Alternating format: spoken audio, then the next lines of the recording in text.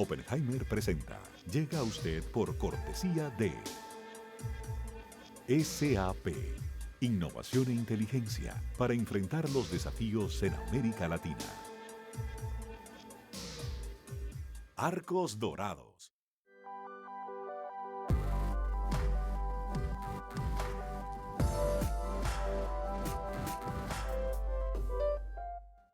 En Buenos Aires, Argentina, UADE.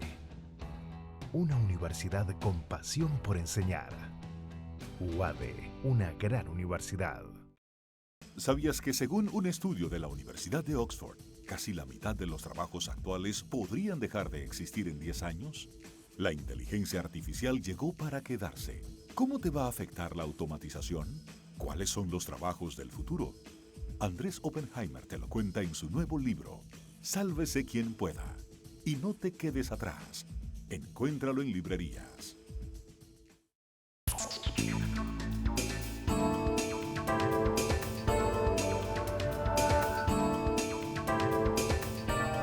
Hola, ¿qué tal? Soy Andrés Oppenheimer. Gracias por estar con nosotros. Bueno, se inicia un nuevo gobierno en Estados Unidos. Sale Donald Trump, entra Joe Biden.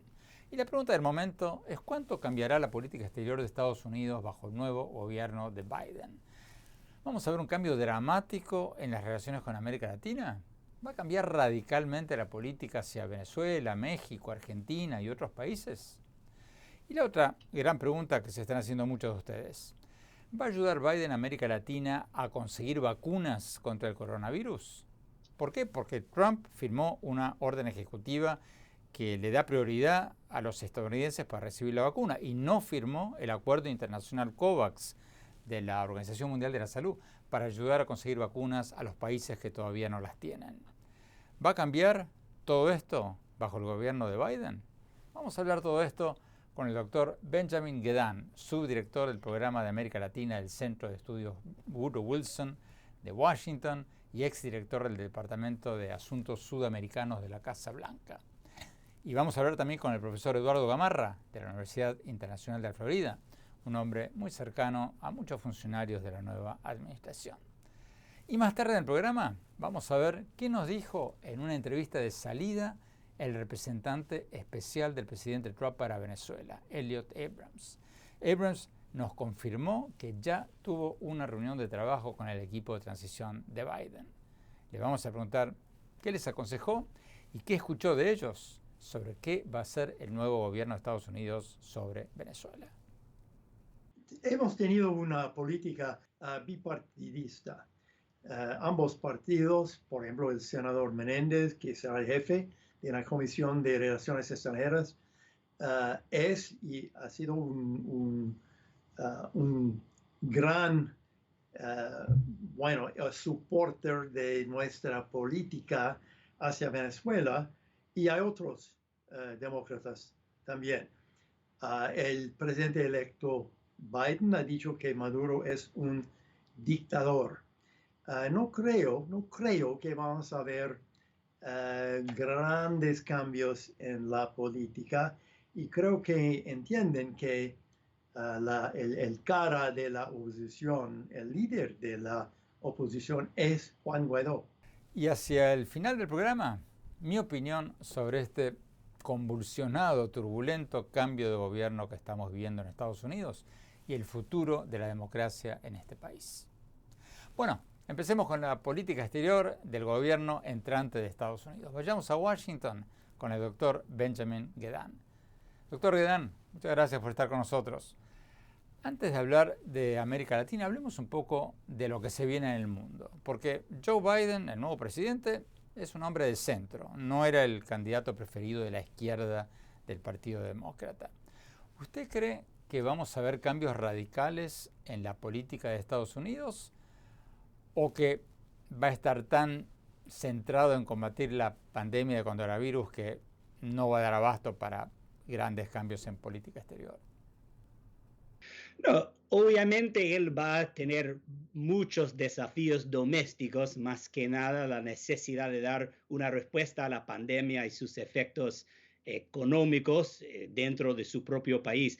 Pero no creo que va a demorar mucho en cambiar al menos su actitud, la postura del país hacia el mundo, incluso en un esfuerzo para aumentar la participación de los Estados Unidos en la respuesta mundial a la pandemia y sus efectos económicos, incluso en América Latina, pero en otras regiones también.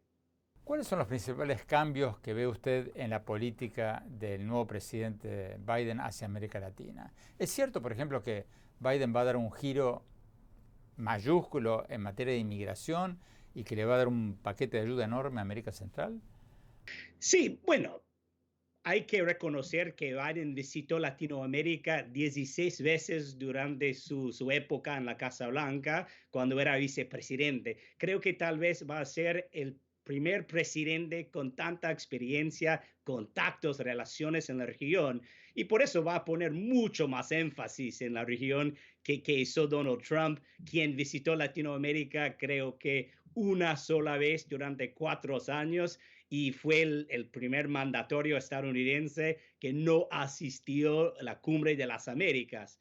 Por eso vamos a ver, un approach totalmente distinto desde el primer momento de la presidencia de Biden. En términos más específicos, creo que es así como acabas de decir, que él va a poner muchos más recursos en Centroamérica, en el famoso Triángulo del Norte, para dar una respuesta muy distinta al desafío migratorio. Hablemos de Venezuela, la mayor crisis de América Latina, una crisis sin precedentes en la historia reciente de la región, más de 5 millones de migrados, bueno, un desastre por donde se lo mire. ¿Usted cree que Biden va a mantener la política de apoyo a Juan Guaidó como presidente interino de Venezuela, la política de Trump, o va a buscar otras opciones? Bueno, creo que en términos de los objetivos no vamos a ver diferencias profundas. Es decir, Biden como Trump va a querer avanzar con una transición democrática y pacífica en Venezuela, pero Biden va a usar herramientas muy distintas, va a poner más énfasis en la coordinación con los europeos, va a ofrecer más ayuda a los países que están ayudando con los refugiados venezolanos, incluso Colombia, por ejemplo, pero otros países latinoamericanos, y también va a ofrecer más ayuda a los venezolanos en los Estados Unidos. No tengo ninguna duda que él va a brindar, por ejemplo, aprobar la forma de estatus de protección temporal, TPS, para los venezolanos en los Estados Unidos, para que nosotros no estemos deportándolos a su país. En términos de su relación con Guaidó, creo que no tiene muchas opciones. Va a tener que mantener alguna relación política con Guaidó porque por ahora al menos él es el máximo representante de la oposición. Pero lo que va a hacer es muy distinto que Trump en términos de las negociaciones o la falta de negociaciones dentro de Venezuela. Lo que Biden va a hacer es aprovechar de todo el poder que ahora tenemos en Estados Unidos como resultado de las sanciones que hemos aprobado para impulsar negociaciones, para coordinar con países europeos y latinoamericanos para que haya un camino a una resolución política. Trump nunca lo hizo, siempre estaba enfocado mucho en la presión, en las tensiones, en las sanciones, pero sin un rumbo hacia una solución. Vayamos al profesor Eduardo Gamarra en Miami. Doctor Gamarra, ¿se viene un cambio radical en la política de Biden hacia América Latina o va a estar demasiado ocupado en temas internos como la pandemia? Por ejemplo, ¿usted cree que se vienen cambios mayúsculos en la política hacia Venezuela o no? No, más bien, Andrés, yo veo mucha continuidad, ¿no? Y es más lo que ha caracterizado siempre a la política exterior norteamericana, aún inclusive con las barbaridades de Trump, ¿no? Que hay mucha continuidad. Las sanciones, por ejemplo, se modificarán algo. Quizás habrá un enfoque algo más multilateral, pero en general no va, yo creo al menos que no se dará un cambio radical en la política de Estados Unidos hacia Venezuela. Tenemos que ir a un corte. Cuando volvamos, le vamos a preguntar a nuestros invitados qué va a cambiar en la política de Estados Unidos hacia México, Cuba, Argentina y otros países. No se vayan, ya volvemos.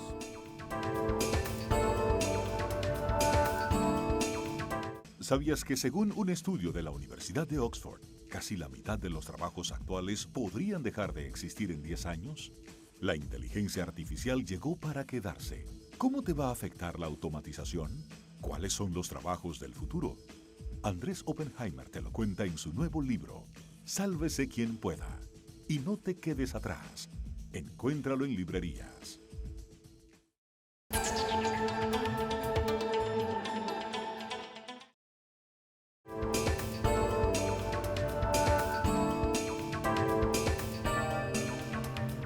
Gracias por seguir con nosotros. Estamos hablando sobre qué va a cambiar en la política exterior de Estados Unidos hacia América Latina bajo el nuevo gobierno entrante de Joe Biden. Sigamos hablando con el doctor Benjamin Gedan, subdirector del programa de América Latina del Centro Wilson Center de Washington y ex director del Departamento de Asuntos Sudamericanos de la Casa Blanca, y también con el profesor Eduardo Gamarra de la Universidad Internacional de Florida. Vamos a Washington. Doctor Gedan, hablemos un poco de México. ¿Qué va a pasar con las relaciones entre Estados Unidos y México? Porque el presidente de México se la había jugado a favor de Trump. Le dio un espaldarazo político al visitarlo a Trump durante la campaña electoral y bueno, y después se demoró mucho más que la mayoría de los demás presidentes en felicitar al presidente electo Biden. ¿Se viene una época de mayores tensiones entre México y Washington? Puede ser, anticipo más tensiones, pero no como resultado de el comportamiento extraño de AMLO después de las elecciones en Estados Unidos. No creo que Biden es un tipo de político que va a querer castigar a AMLO ni a Jair Bolsonaro en Brasil, que hizo algo muy parecido en demorar tanto en reconocer los resultados de las elecciones limpias y ordenadas en Estados Unidos. Pero creo que Biden no va a ignorar cuestiones difíciles en México, que es lo que hizo Trump, porque Trump solo quería enfocar en temas migratorios.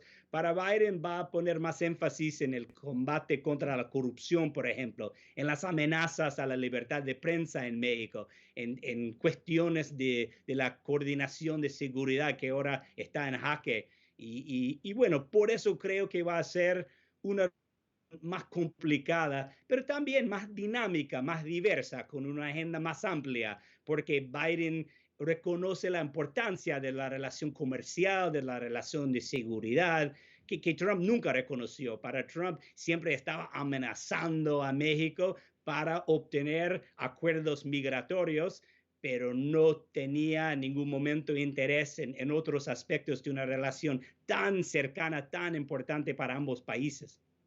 Usted sigue muy de cerca las relaciones de Estados Unidos con Argentina y los países de Sudamérica. ¿Qué va a cambiar para Argentina y otros países sudamericanos bajo Biden? Bueno, esto más que nada tiene que ver con la política exterior de los países suramericanos, más que nada Argentina. Brasil es otro tema, podemos hablar más de Brasil, que es un país tan grande, con un mercado doméstico tan importante, con tantas oportunidades económicas, comerciales para empresas multinacionales estadounidenses, que siempre va a justificar una relación, un esfuerzo diplomático de parte de Estados Unidos. Argentina lamentablemente no es así y es más fácil mantener una distancia diplomática y política de la Argentina si el país no demuestre un interés en coordinar. Hasta la fecha no hemos visto esto. Lo que Argentina tiene es una administración nueva que en algunos momentos busca armar un tipo de alianza ideológica de la izquierda, buscando alianzas, por ejemplo, con Lula, con Evo, al principio con AMLO, pero a él no le interesaba participar en este tipo de organización de la izquierda. Si la Argentina, si el presidente Alberto Fernández toma esa decisión, no veo muchas oportunidades para una coordinación entre Estados Unidos y la Argentina. Pero si quiere coordinar, habrá oportunidades, por ejemplo, en energía renovable, que va a ser un eje de la política exterior de Biden, y otras cuestiones en la agenda bilateral. Pues digo que hay oportunidades para la Argentina y la Argentina va a necesitar la ayuda de los Estados Unidos más que nada en el fondo para la renegociación de la deuda argentina. Por eso, ojalá que la Argentina tome la decisión de buscar puentes de coordinación entre los dos países. Vamos al doctor Gamarra de la Universidad Internacional de la Florida en Miami. Doctor Gamarra, volvamos a México.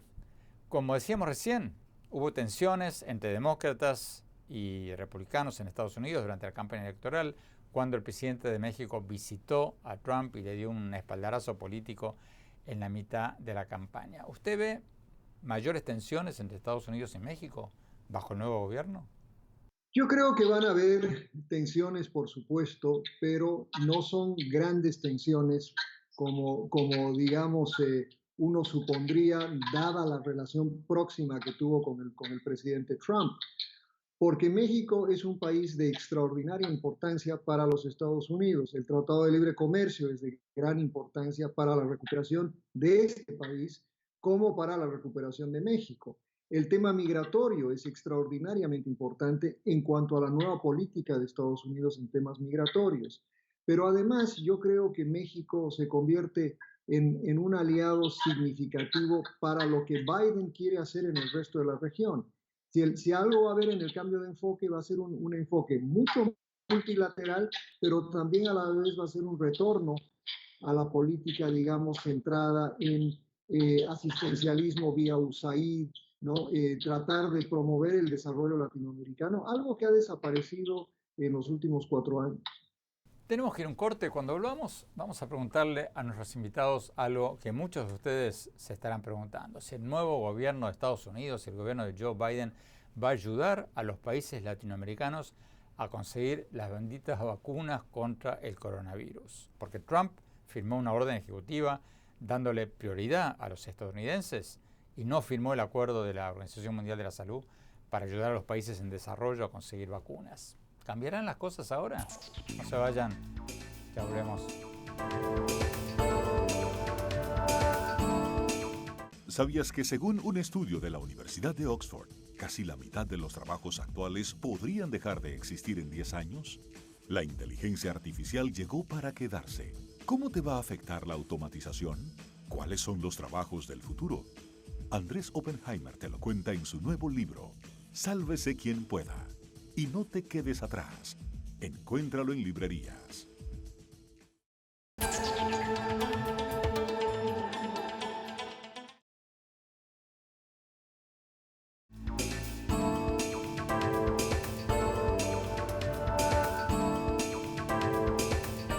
Gracias por seguir con nosotros. Estamos hablando sobre qué va a cambiar en la política exterior de Estados Unidos hacia América Latina bajo el nuevo gobierno de Estados Unidos de Joe Biden. Sigamos hablando con el doctor Benjamin Gedan, subdirector del programa de América Latina del Centro de Estudios Wilson Center de Washington y exdirector del Departamento de Asuntos Sudamericanos de la Casa Blanca. Y también con el profesor Eduardo Gamarra, profesor de la Universidad Internacional de la Florida. Vamos a Washington. Doctor Gedan, Trump firmó un decreto dándoles prioridad a los estadounidenses para recibir la vacuna y se negó a firmar el acuerdo de la OMS, de la Organización Mundial de la Salud, para darle vacunas bajo el programa de COVAX a los países en desarrollo. ¿Va a haber algún cambio con Biden? ¿Usted cree que Biden va a apoyar el programa de ayuda a la Organización Mundial de la Salud? Anticipo un cambio profundo y rápido de la postura de los Estados Unidos hacia la crisis sanitaria en todos lados, pero más que nada en Latinoamérica, la región más golpeada por los efectos de salud pública y económicos de la pandemia. No creo que en el corto plazo los Estados Unidos va a tener la capacidad de exportar muchas vacunas porque es también un país muy afectado por la virus. Pero sí creo que Biden va a poner mucho más énfasis en la coordinación mundial, en la participación en las organizaciones multilaterales y en dar otros recursos financieros, por ejemplo, en Latinoamérica para los países latinoamericanos tengan la capacidad de importar, de comprar los medicamentos y vacunas que la región necesita para poder recuperar de la pandemia. Y bueno, es una señal, ¿no? Que no estamos viviendo en el mundo de America First, de América Primera, sino en el mundo de Biden, de un tipo que parece que es en el interés nacional de los Estados Unidos que haya estabilidad política y económica en los países vecinos. Vamos a Miami. Doctor Gamarra. Doctor Gamarra, ¿usted cree que Biden va a firmar en nombre de Estados Unidos el acuerdo de la Organización Mundial de la Salud para darle vacunas a los países que no las tienen? Mira, en conversaciones con futuros funcionarios del gobierno de Biden durante la campaña, esa era la intención, eso lo manifestaron de manera clara, particularmente respecto a América Latina. Ellos contrastaban, ¿no?, la política de Trump, de que básicamente no pensaba en América Latina en torno al problema del COVID. Ellos decían, ¿no?, que como un elemento central de diferenciación con Trump, que ellos sí, como parte del acuerdo asistencialista hacia la región, que parte obviamente era una responsabilidad en torno al COVID. De manera que eso es lo que dijeron en campaña. Ahora va a ser complejo, dado primero el hecho de que la producción de la vacuna es lenta, ¿no? Y que básicamente todo el mundo está compitiendo por una vacuna. Y acá, pues obviamente para llegar a tener cierta inmunidad necesita uno vacunar a 150 millones de personas por lo menos. Muchísimas gracias, doctor Gamarra. Muchísimas gracias, doctor Guedán. Tenemos que ir a un corte. Cuando volvamos, vamos a ver lo que nos dijo en una entrevista de salida el representante especial del presidente Trump para Venezuela, Elliot Abrams. Abrams nos dijo que se reunió con el equipo de transición del presidente entrante, de Joe Biden, y le vamos a preguntar qué les aconsejó y, quizás más importante, qué escuchó de la otra parte. No se vayan, ya volvemos. ¿Sabías que según un estudio de la Universidad de Oxford, casi la mitad de los trabajos actuales podrían dejar de existir en 10 años? La inteligencia artificial llegó para quedarse. ¿Cómo te va a afectar la automatización? ¿Cuáles son los trabajos del futuro? Andrés Oppenheimer te lo cuenta en su nuevo libro, Sálvese quien pueda. Y no te quedes atrás. Encuéntralo en librerías.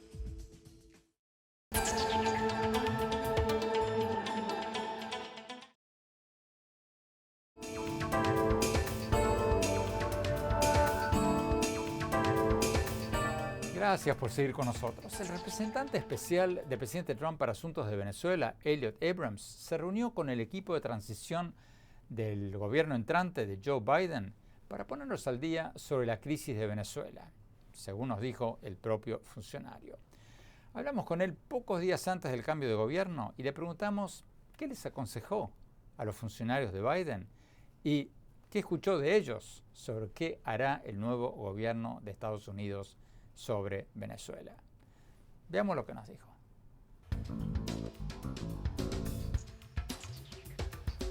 Señor Abrams, muchas gracias por estar con nosotros. Usted está dejando el cargo de representante del gobierno de Trump para Venezuela y, según me dijo una fuente del Departamento de Estado, usted se ha reunido ya con el equipo de transición de la administración entrante para hablar sobre Venezuela. ¿Cierto o falso? Y si es cierto, ¿qué les aconsejó? Bueno, la respuesta es sí.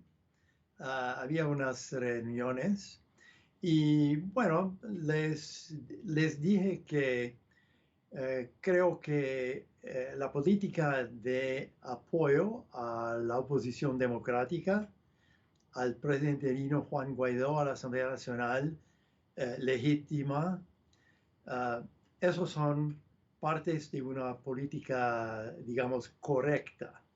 Y yo espero que van a seguir adelante apoyando la oposición democrática en Venezuela. Y hemos hablado de los esfuerzos en el pasado de negociación, por ejemplo, que pasó en los años pasados con las negociaciones y con la elección del o falsa elección de 6 de diciembre. Una larga discusión espero, muy valable. Por lo que usted escuchó del equipo de Biden en esa reunión, ¿usted prevé que van a seguir reconociendo a Juan Guaidó como el presidente de la Asamblea Nacional de Venezuela y como presidente interino de Venezuela? Sí, creo que sí. hemos tenido una política bipartidista. Ambos partidos, por ejemplo, el senador Menéndez, que será el jefe de la Comisión de Relaciones Extranjeras, es y ha sido un gran supporter de nuestra política hacia Venezuela, y hay otros demócratas también. El presidente electo Biden ha dicho que Maduro es un dictador. No creo que vamos a ver grandes cambios en la política, y creo que entienden que el cara de la oposición, el líder de la oposición es Juan Guaidó. Creo que hemos pasado en América, al menos en América del Sur, la época de dictaduras criminales sobre todo. Y yo no creo que van a tener los recursos necesarios para mantenerse cuando han destruido el país y su economía. Será una lucha difícil, es siempre difícil, pero yo no creo que van a poder sobrevivir década tras década sin recursos. Los europeos son más proclives a tratar de negociar directamente con Maduro. Hay quienes dicen que el nuevo gobierno de Estados Unidos intentará hacer lo mismo. ¿Qué percibió usted de sus interlocutores del gobierno entrante en cuanto a iniciar negociaciones bilaterales con Maduro? Para mí la cosa importante es que estamos negociando. Y hemos dicho nosotros varias veces que la única cosa que vale la pena negociar con él es su salida. Es decir, que si hay negociaciones, y queríamos negociaciones con los noruegos en Oslo y Barbados, si hay negociaciones, lo que es importante es qué están negociando. Tiene que ser su salida de poder. Si es un negocio sobre pequeñas medidas, no vale la pena. Y en Oslo y en Barbados, la única cosa de que no fue posible hablar fue su futuro, su poder. Si hay una posibilidad de hablar de su presidencia y el fin de su presidencia, creo que vale la pena. Tenemos que ir a un corte. Cuando hablamos, vamos a ver lo que nos dijo el representante especial del presidente Trump para Venezuela, Elliot Abrams, cuando le preguntamos qué está pasando con el caso de Alex Saab. ¿Se acuerdan? El empresario muy cercano a Nicolás Maduro, después de que la Corte Máxima de Cabo Verde aprobó su extradición a Estados Unidos. ¿Qué pasa con ese caso? Y después, mi opinión sobre este convulsionado, turbulento cambio de gobierno que estamos viviendo en Estados Unidos. No se vayan, ya volvemos. ¿Sabías que según un estudio de la Universidad de Oxford, casi la mitad de los trabajos actuales podrían dejar de existir en 10 años? La inteligencia artificial llegó para quedarse. ¿Cómo te va a afectar la automatización? ¿Cuáles son los trabajos del futuro? Andrés Oppenheimer te lo cuenta en su nuevo libro, Sálvese quien pueda. Y no te quedes atrás. Encuéntralo en librerías.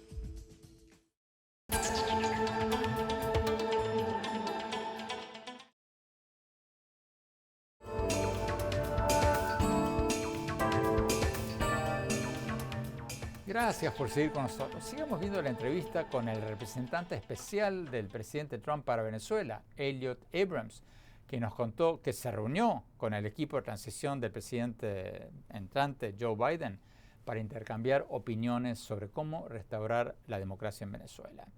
Sigamos viendo la entrevista.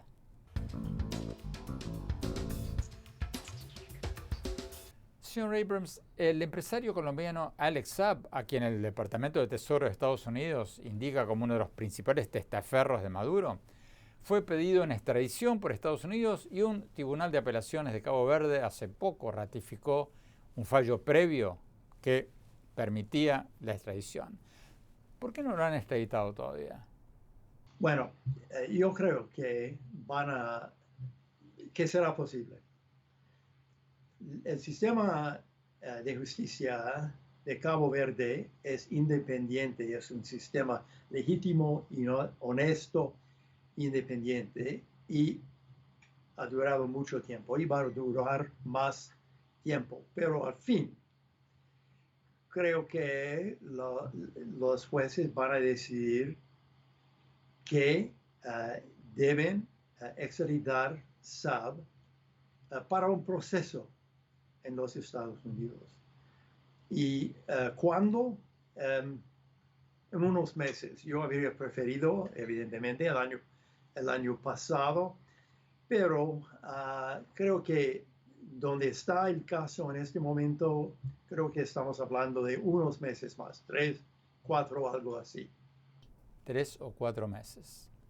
Señor Abrams, usted es un conservador, un miembro del Partido Republicano por muchos años, un conservador republicano.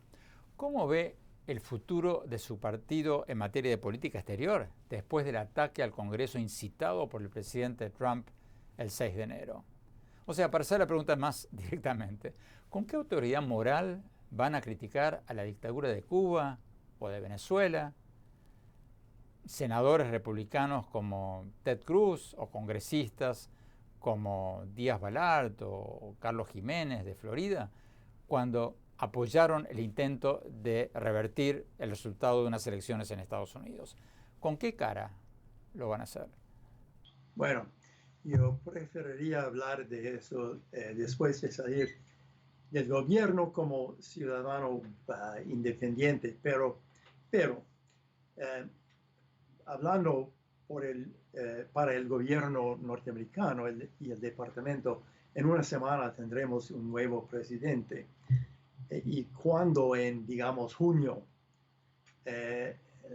el departamento o el gobierno norteamericano habla de, no sé, encarcelamiento de periodistas en un país u otro, será con la autoridad moral necesaria, porque lo que hemos visto en los Estados Unidos es que la Constitución y las instituciones han funcionado muy bien, y tendremos la semana próxima un cambio de presidentes exactamente como está escrito hace 250 años. Tenemos que ir a un corte. Cuando volvamos, mi opinión sobre este convulsionado cambio de gobierno que estamos viendo en Estados Unidos y el futuro de la democracia en este país. No se vayan, ya volvemos.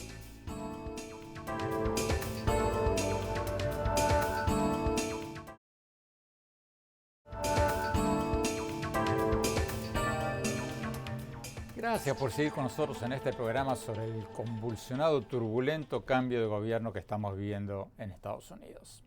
Mi opinión, los acontecimientos de los últimos días son un bochorno.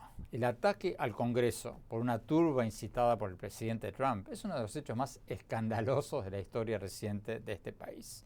Y la gran mentira propagada por Trump de que él habría ganado supuestamente las elecciones del 3 de noviembre es el peor ataque a la democracia que yo recuerde, por lo menos en Estados Unidos.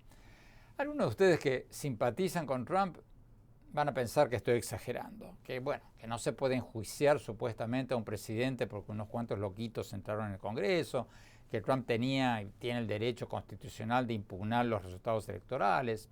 Pero esos argumentos son ridículos, porque en primer lugar la turba fue incitada por Trump a ir al Congreso con un discurso incendiario en que dijo explícitamente que marcharan al Congreso. Lo pueden escuchar, lo pueden googlear, lo pueden ver en sus pantallas. Y segundo y más importante, porque Trump ejerció su derecho constitucional de impugnar las elecciones y no presentó una sola prueba de un fraude masivo que pudiera poner en duda la victoria de Joe Biden. Eso no es así porque lo diga yo, ni porque lo diga la prensa izquierdista, como dice Trump. Esa fue la conclusión de los entes electorales bipartidistas de los dos partidos en todos los estados en disputa. Fue la conclusión de los gobernadores demócratas y republicanos del partido de Trump. Fue la conclusión de casi 60 demandas que recibieron los tribunales por un fraude inexistente. Y lo más importante, esa fue la conclusión de la Corte Suprema de Estados Unidos. Y la Corte Suprema, como ustedes saben, tiene una mayoría conservadora. Los propios 3 jueces conservadores nombrados por Trump concluyeron de que no hubo fraude. El propio vicepresidente de Trump, Mike Pence, votó a favor de la certificación de la victoria de Biden. Repito, Trump presentó docenas de demandas, ejerció su derecho a impugnar las elecciones. Y hasta la corte más alta del país y su propio vicepresidente concluyeron de que no había pruebas de que Biden no habría ganado las elecciones. Y por nada menos que 7 millones de votos. Hay muchos, como el ex actor y ex gobernador de California, Arnold Schwarzenegger, que dicen que el asalto al Congreso incitado por Trump fue el equivalente a la Noche de los Cristales, la turba que atacó negocios judíos en Alemania en 1938, que muchos historiadores señalan como el inicio del nazismo.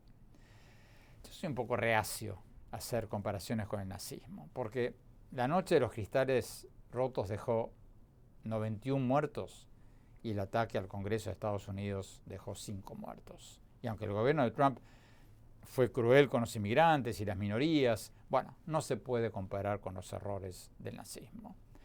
Pero lo que sí se puede decir es que Trump empoderó a los neonazis, a los supremacistas blancos, a los racistas. Lo hizo como ningún otro presidente de la historia de Estados Unidos. Y eso es gravísimo porque puso en peligro la democracia de Estados Unidos. Por suerte, hasta ahora por lo menos, han prevalecido las instituciones. Pero Trump, como muchos demagogos populistas, y en América Latina conocemos muchos, vive de la victimización. Igual que Hugo Chávez, igual que tantos otros, se proclama una víctima de la prensa, de sus enemigos políticos, de las compañías tecnológicas. Bueno, y si la gente sigue creyendo la gran mentira de Trump de que hubo un supuesto fraude electoral, cuando, repito, hasta sus propios jueces en la Corte Suprema concluyeron de que no lo hubo, entonces esta polarización que estamos viendo en Estados Unidos no va a terminar. Hay que frenar en seco esa gran mentira de Trump. Porque, como escribió días atrás el historiador Timothy Snyder, abro comillas, la posverdad es la antesala del fascismo. Y Trump ha sido el presidente de la posverdad. Cierro comillas. Ojalá el nuevo gobierno de Biden logre calmar las cosas, como lo prometió él mismo, y Estados Unidos y el mundo estén cada vez más alertas contra los populistas, los campeones de la posverdad que fabrican realidades ficticias para avanzar sus propios intereses políticos. Bueno, se nos acabó el tiempo. Gracias por habernos acompañado. Los invito, como siempre, a visitar mi blog sobre política, tecnología, innovación en el sitio de internet andresopenheimer.com, en mi Twitter, @OpenheimerA, y en mi página de Facebook, Andrés Oppenheimer, y también en Instagram, en Andrés Oppenheimer Oficial. Gracias por habernos acompañado. Cuídense mucho. Hasta la semana próxima.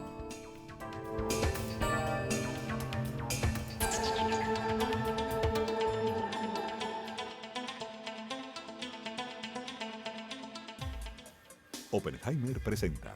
Llega a usted por cortesía de SAP. Innovación e inteligencia para enfrentar los desafíos en América Latina. Arcos Dorados.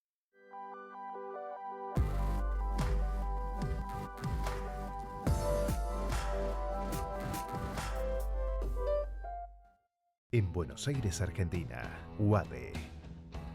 Una universidad con pasión por enseñar. UADE, una gran universidad. ¿Sabías que según un estudio de la Universidad de Oxford, casi la mitad de los trabajos actuales podrían dejar de existir en 10 años? La inteligencia artificial llegó para quedarse. ¿Cómo te va a afectar la automatización? ¿Cuáles son los trabajos del futuro? Andrés Oppenheimer te lo cuenta en su nuevo libro, Sálvese quien pueda. Y no te quedes atrás. Encuéntralo en librerías.